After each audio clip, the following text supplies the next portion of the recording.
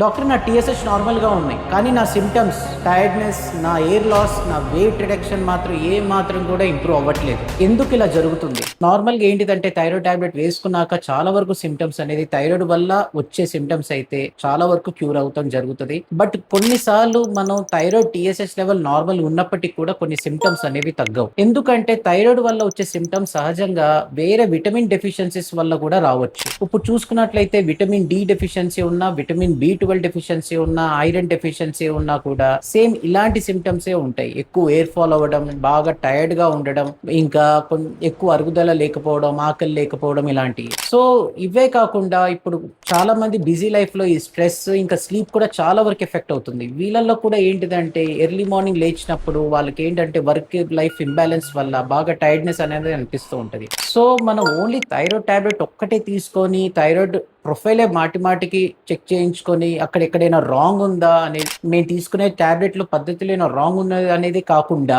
దాని వెనకాల ఉన్న ఒక రూట్ కాజ్ అనేది కూడా మీరు ఖచ్చితంగా గ్రహించాలి. అండ్ దానికి తగ్గట్టుగా టెస్ట్లు అనేవి చేయించుకోవాలి. సో మీ థైరాయిడ్ ప్రొఫైల్ నార్మల్గా ఉన్నా ఇంకా మీకు ఆ సిమ్టమ్స్ ఉంటే మీరు దగ్గరలో ఉన్న ఎండోక్రైనాలజిస్ట్ని కలవండి.